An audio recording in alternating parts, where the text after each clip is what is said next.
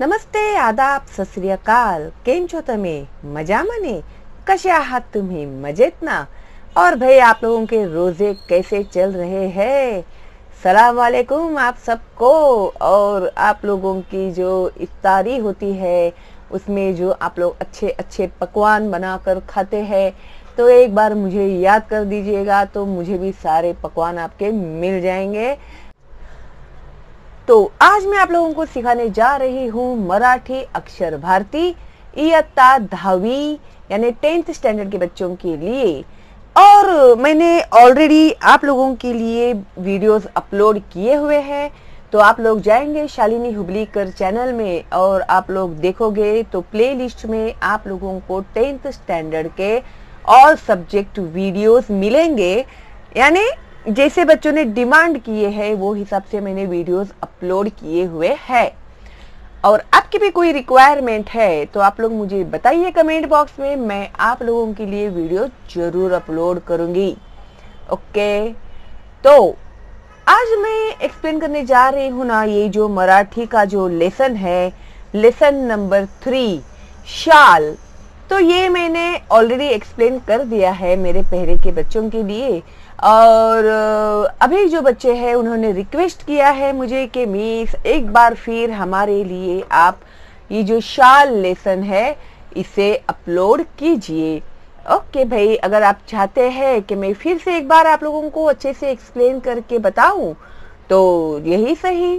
और शालिनी हुबलीकर के बच्चे शालिनी हुबलीकर से कहे और मैं उनकी बात न मानूं, ऐसे कभी हो सकता है क्या?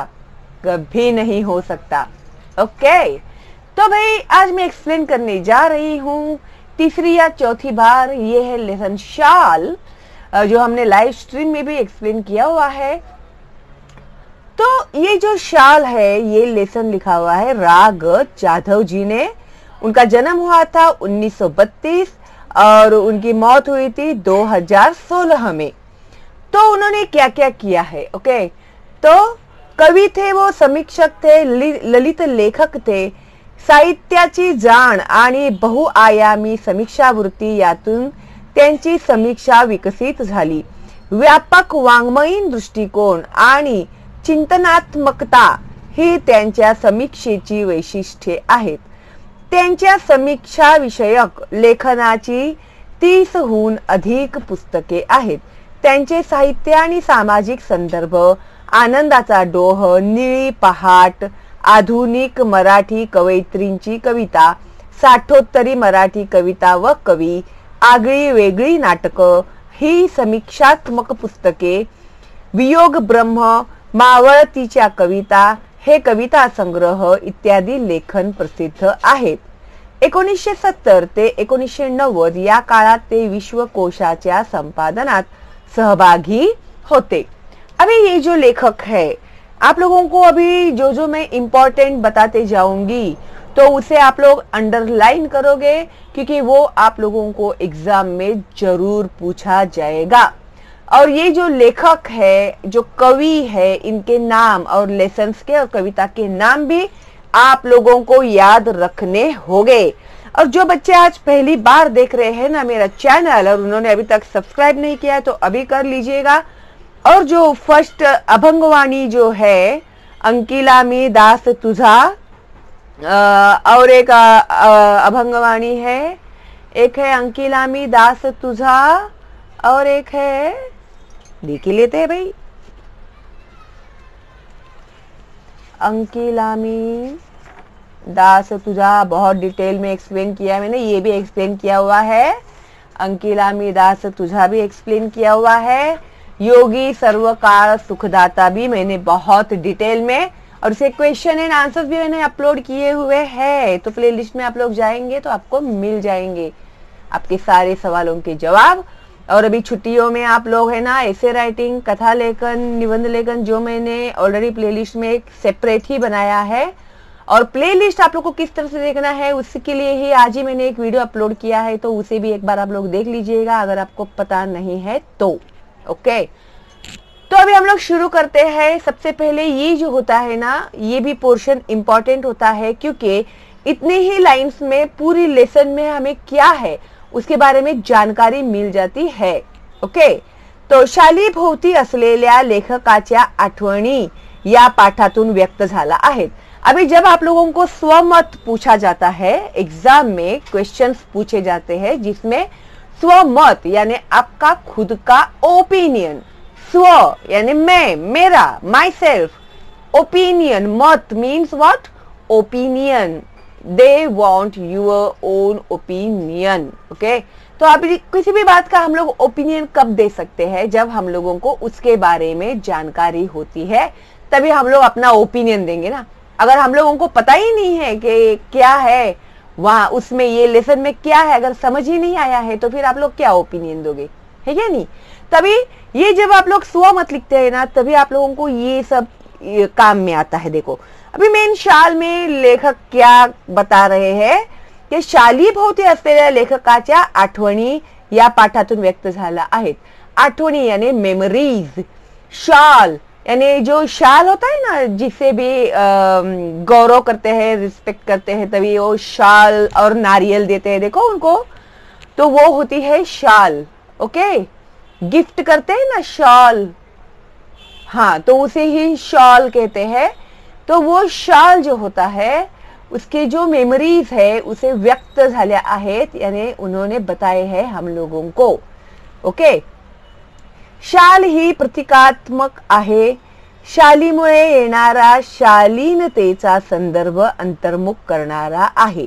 अभी शाल वो क्या है, एक प्रतीक है, एक सिंबल है। Okay, shall is what, one kind of symbol that anywhere I got this, somewhere I got this as my respect, as my gift. Okay, तो शाल ही प्रतिकात्मक आहे, प्रतीक है, शालीमुळे येणारा शालीनतेचा संदर्भ अंतर्मुख करणारा आहे। शाल जब मिलता है ना वो बड़े गौरव की बात होती है, जिस किसी इंसान को शाल मिलता है तो इसमें क्या होता है, शालीनता यानी जो हमारा जो सॉफ्टनेस होता है हमारे नेचर में का, वो हमें बिल्कुल भी खत्म नहीं करना चाहिए, उसे हम लोगों को बढ़ाना चाहिए। ओके, शालीनता जो होती है, रिस्पेक्ट जो हर एक इंसान के, घमंडी नहीं होना चाहिए इंसान को कभी भी। पाठातील औदार्याचे उदाहरण, औदार्य मीन्स व्हाट, दिलदारपना। ठीक है, तर पाठातील औदार्याचे उदाहरण हे माणसाची संवेदनशीलता जपणारे आहे।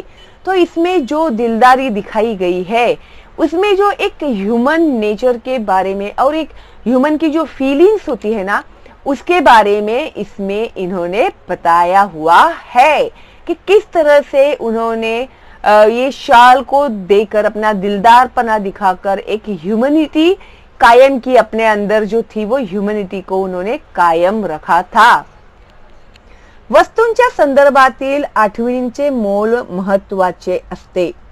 अभी कोई भी चीज है, अभी आप लोगों को भी दोस्त लोग जब बर्थडे में गिफ्ट्स वगैरह देते हैं, ठीक है, तो तुम लोग ऐसा सोचते हैं क्या कि अरे ये तो कितना सस्ता है, ये इसने तो खाली पेंसिल ही लाके दिया, अरे इसने तो पट्टी लाके दिया, हाँ एक कैडबरी भी नहीं लाकर दिया। ऐसा कभी हम लोग सोचते हैं क्या उनके बारे में? कभी नहीं सोचते। अगर आप ऐसे सोचते भी है तो फिर आप बहुत ही गलत सोचते हैं। कोई भी इंसान कोई भी तोहफा हमें क्यों न दे, उसे हमें रिस्पेक्टफुली ही एक्सेप्ट करना चाहिए। ओके, जरूरी नहीं है कि आप लोगों के जो दिमाग में है वो आपको ला कर दे, है ना, ऐसा होता नहीं है। लेकिन उन्होंने दिया लाकर, उसका हमें रिस्पेक्ट करना चाहिए। ओके, तो चीज से ज्यादा एक जो मेमोरी होती है ना वो ज्यादा इम्पॉर्टंट होती है। ओके, कोणत्याही निर्जीव वस्तूशी निगडीत असलेले संदर्भ मानवी भावना तरल ठेवतात। अभी ये जो कोई भी हमें गिफ्ट देता है ना उसमें जान होती है क्या? नहीं होती है ना। पेंसिल देता है, कोई कंपास देता है, कोई स्केल देता है, तो वो उसमें जान नहीं होता।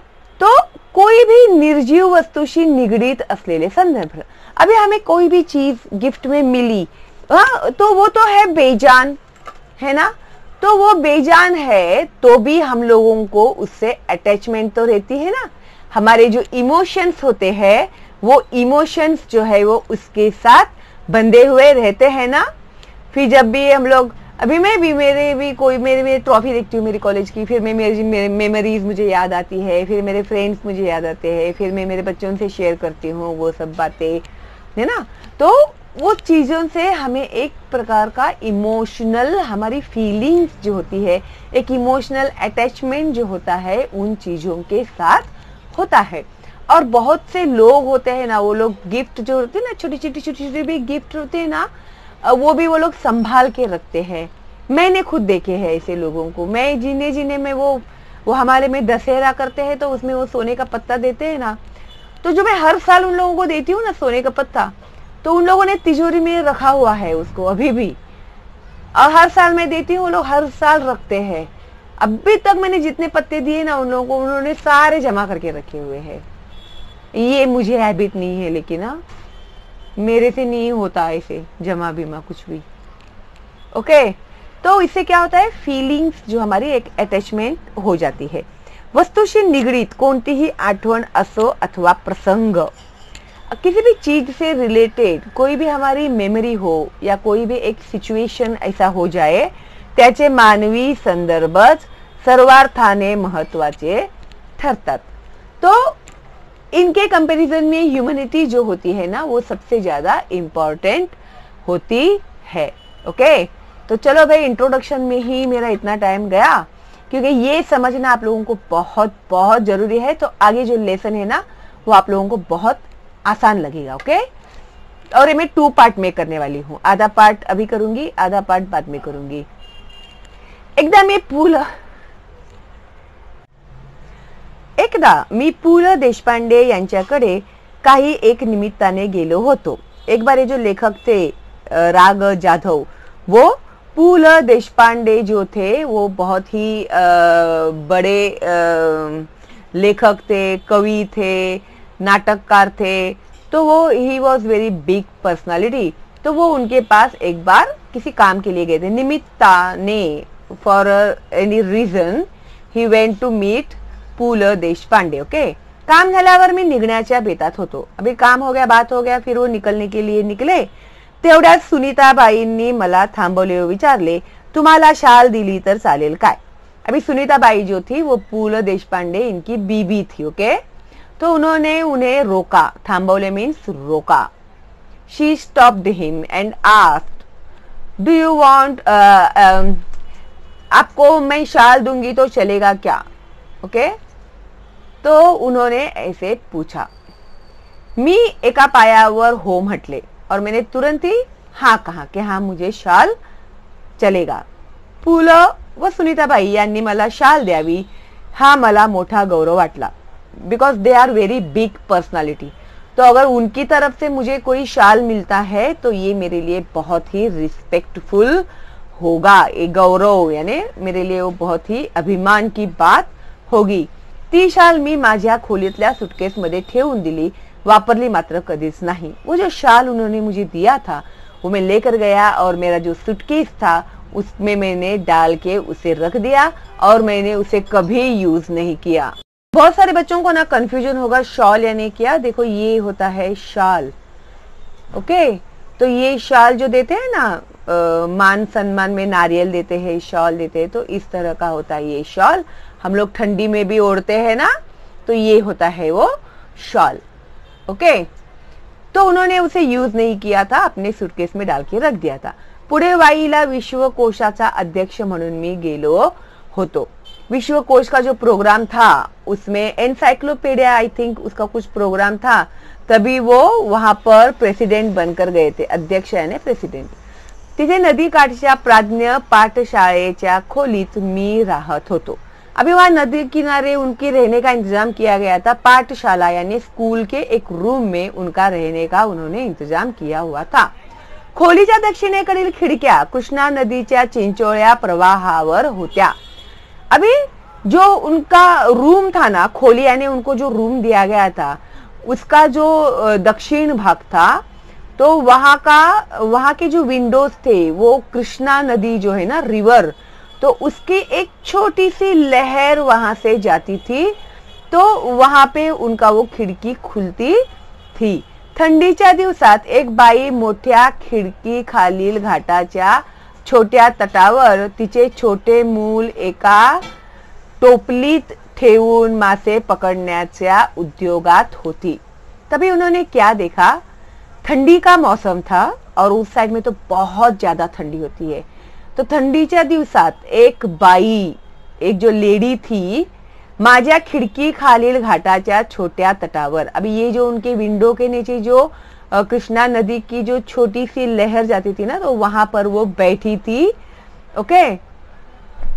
तिचे छोटे मूल एका टोपलीत ठेवून, उसका जो बच्चा था उसे उसने एक टोपली में रखा हुआ था.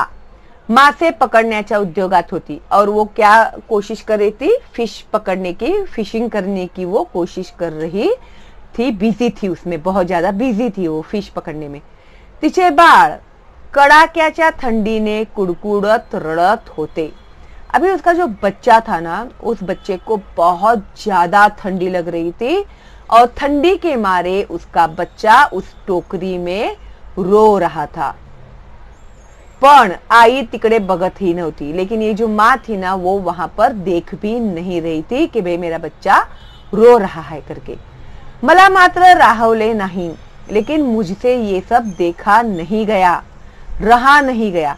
मी सुटकेस मधील पुलकित शाल काढली. पुलकित यानी पु ल देशपांडे ने दी हुई शाल, जो उन्हें बहुत ही ज्यादा प्यारी थी, वो शाल उन्होंने निकाली.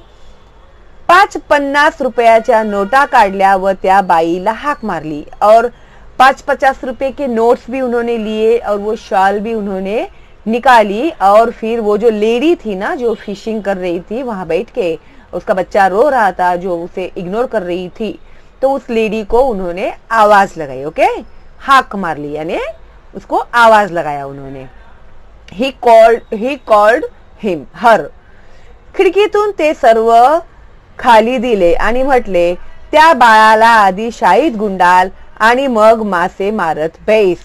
तो मैंने उसको खिड़की के नीचे बुलाया और उसे वो शॉल भी दिया और वो पैसे भी दिए, और मैंने उससे कहा कि सबसे पहले वो जो बच्चा है उसको इस शॉल में लपेट देना, और फिर तू जितने मच्छी पकड़ने हैं तुझे मच्छी पकड़ते बैठ.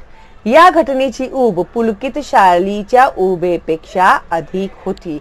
अब ये जो सिचुएशन था ना, ये सिचुएशन ऐसा था कि एक बच्चा है जिसे बहुत ठंडी लग रही है, और वो जो माँ है उसके पास कुछ भी नहीं है उस बच्चे को ढकने के लिए, वो ठंडी से उसे बचाने के लिए, और हो सकता है कि वो खाने के लिए कुछ इंतजाम भी कर रही है.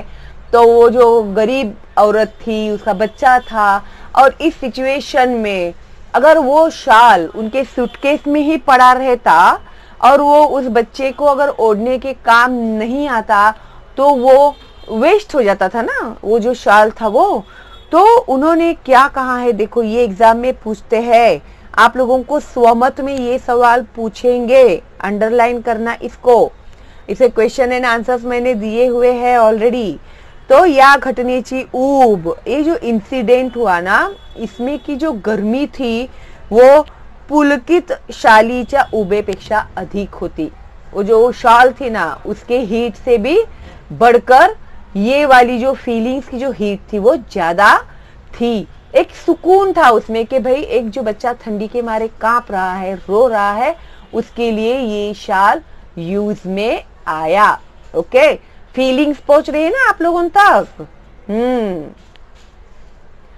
कविवर्य नारायण सुर्वे खूब सभा सम्मेलने गाजवत. अभी ये जो कविवर्य नारायण सुर्वे थे, ये बहुत ज्यादा प्रोग्राम्स में वगैरह जाते थे. ओके, गाजवत यानी वो बहुत सक्सेस होते थे, बहुत ही पॉपुलर थे, तो वो जाते थे, जिधर भी जाए उधर छा जाए बोलते ना वैसे. पुढे ते साहित्य संमेलनाचे अध्यक्षही झाले. फिर वो भी साहित्य संमेलन में प्रेसिडेंट होते थे. परिणामतः त्यांच्या कार्यक्रमांना अहोरात्र भरतीच असे. और कभी भी उनके प्रोग्राम से ना तो लोगों की इतनी भीड़ जमा हो जाती थी उनके प्रोग्राम अटेंड करने के लिए। इसके लिए उन्होंने कहा है अहोरात्र यानी डे एंड नाइट गर्दी ही गर्दी रहती थी उनके प्रोग्राम में आने के लिए। किसकी? तो लोगों की, उनके जो चाहते लोग थे उनकी। अभी जैसे तुम लोगों को कोई एक्टर आ रहा है, वो तुम लोग का फेवरेट है, तो तुम लोग कैसे जाते हो जल्दी गर्दी में सब ऐसे। प्रत्येक कार्यक्रमात सन्मानाची शाल व श्रीफळ त्यांना मिळत राही और हर प्रोग्राम में उन्हें शाल मिलता था और श्रीफळ यानी नारियल। अभी देखो समानार्थी शब्द में आप लोगों को नारियल का समानार्थी शब्द अगर पूछा जाएगा तो उसका समानार्थी शब्द है श्रीफळ। अगर श्रीफळ दिया उन्होंने आप लोगों को तो श्रीफळ का समानार्थी शब्द है नारियल, नारळ। ओके, सेनोनाइम्स बोलते हैं ना उसको। त्यांना मिळत राही। एकदा ते मला म्हणाले या शाली घेऊन घेऊन मी आता शालीन बनू लागलो आहे। तो इतने शाल आ रहे हैं गिफ्ट में, ये शाल लेके लेके मैं क्या बनते जा रहा हूँ? शालीन बनते जा रहा हूँ। इतने सारे मेरे पास अभी शाल आए हुए है। त्यांच्या बोलण्यातील उपरोधिक खोच माझ्याच नव्हे तर कोणाच्याही सहजपणे लक्षात येणारी होती। शाल व शालीनता यांचा संबंध काय? अभी देखो ये बात तो उन्होंने बता दी कि मुझे इतने शाल मिल रहे हैं कि मुझे ऐसे लग रहा है कि मैं अभी शालीन बन गया हूँ। देखो एक तो उसके दो मतलब होते, एक तो शालीन यानी बहुत सारे शाल मुझे आ गए हैं, और शालीन यानी बहुत जो सॉफ्ट नेचर वाला इंसान होता है ना, बहुत ही डिसेंट, धीरे से बात करेंगे, बहुत ही डिसेंटली रहेंगे, वो उन्हें भी शालीन बोलते हैं। तो अभी उन्होंने ये जो बात की ना तो उसका मीनिंग किसी के भी इजीली समझ में आ जाए ऐसा था। और ये सवाल आपको एग्जाम में पूछा जाएगा, शाल व शालीनता यांचा संबंध काय? शाल और शालीनता इसका मतलब क्या है? खरे तर खरी खुरी शालीनता शाली विनाच शोभते। अगर आप लोगों का जो नेचर है ना वो आप लोग सॉफ्ट नेचर के है, बहुत ही सॉफ्ट हार्टेड है, बहुत ही अच्छे है, बहुत ही डिसेंट है, तो फिर उसे प्रूव करने के लिए शाल की जरूरत तो नहीं है ना, है ना। अभी मैं इतनी अच्छी हूँ, मैं इतनी सॉफ्ट स्पोकन हूँ, तो अभी मुझे जरूरी नहीं है शाल की। ऐसे थोड़ी है कि मुझे अगर शाल ही देंगे तो ही मैं सॉफ्ट स्पोकन रहने वाली हूँ। तो यही बता रहे हैं यहाँ पर लेखक भी, ठीक है। शालीनता शाली विनाच शोभते, सर्वे मुळातच शालीन। तो सब जन जो है ना एक्चुअल में शालीन ही होते हैं। और मेरा नाम भी शालिनी है, देखो व्हाट अ कोइंसिडेंस ना, पार्ट ऑफ अ जोक। नहीं तो फिर आंसर में लिख के आएंगे शालिनी करके। शालींच्या वर्षावाखाली त्यांची शालीनता कधी हरवली नाही, कधी क्षीणही झाली नाही। अभी एक सिंपल सी बात है, ये इंपॉर्टेंट है बहुत, हाँ ये भी एग्जाम में आएगा आपको। अभी एक सिंपल सी बात है, ये जो पैराग्राफ है ना ये पूरा रिलेटेड ही है, तो मैं इसका भी जो एक्सप्लेन कर रही हूँ जरा ध्यान से सुनना, ओके। तो अभी किसी इंसान को एक रिस्पेक्ट के लिए शाल देना, ओके, जहां वो जाए उधर उनको शाल मिल रहे, उनको नारियल मिल रहे, शाल मिल रहे, नारियल, यानी इतना उनका रिस्पेक्ट हो रहा है, इतना सब लोग उनकी वाहवाही कर रहे हैं, अरे क्या है, बहुत इंटेलिजेंट है, ऐसे है वैसे है। लेकिन शालीनच्या वर्षावाखाली शालीनता कधी हरवली नाही, तो उन्हें इतना रिस्पेक्ट मिलने के बावजूद भी उनमें कभी भी घमेंड नहीं आया, ठीक है। शालीनता हरवली नहीं यानी उनका जो सॉफ्टनेस था नेचर में का वो उन्होंने कभी भी जाने नहीं दिया, हरवली नहीं यानी खोने नहीं दिया अपने उस नेचर को, ठीक है। वो अपना जो नेचर था, उनका जो सॉफ्ट स्पोकन था, सॉफ्ट हार्टेड थे, तो वही वो रहे ना। कभी उन्हें प्राउड हुआ उस बात का, ए देख मेरे पास देख कितने शाल है, हाँ मैंने कितना नाम कमाया है, मैं कितना बड़ा आदमी हूँ, मैं ऐसा हूँ वैसा हूँ, ऐसे सब जगह पे डंका पीटते पीटते घूम रहे थे क्या? वो नहीं घूम रहे थे। तो उसमें ही उनकी जो सॉफ्टनेस होती है वो खोई नहीं थी, उनका जो नेचर था वो अच्छा ही था, कभी उन्होंने घमेंड नहीं आया, गर्व नहीं किया उस बात का, आणि कधी क्षीण ही झाली नाही। और वो उनकी जो नेचर था ना वो कम हुआ और ना उनमें कोई घमेंड आया। ओके, उनमें कोई भी चेंजेस नहीं आए, वो जैसे थे वो वैसे ही रहे। मी कविवर्यांना म्हटले, शालीमुळे शालीनता येत असेल तर मी कर्जबाजारी होईन, भिकेला लागेन, पण शेकडो शाली खरेदी करून सर्वांना एक एक शाल लगेचच नेऊन देईन। फिर उन्होंने जो कविवर्य थे ना, कौन, नारायण सुर्वे, तो उन्होंने उनसे क्या कहा, किसने, लेखक ने, कि अगर ऐसे होगा ना कि शाल लेने से ही इंसान में शालीनता आती है, ऐसे अगर आप कहते हो तो मैं कर्जा निकालूंगा, मार्केट में से पैसे उठाऊंगा, मैं भीख मांगूंगा, लेकिन ऐसे जो शाल होंगे ना, मैं ऐसे सैकड़ों शाल खरीदी करूंगा और फिर हर एक इंसान को एक एक में शाल दे दूंगा ताकि उनका जो नेचर है ना वो शालीन बन जाए।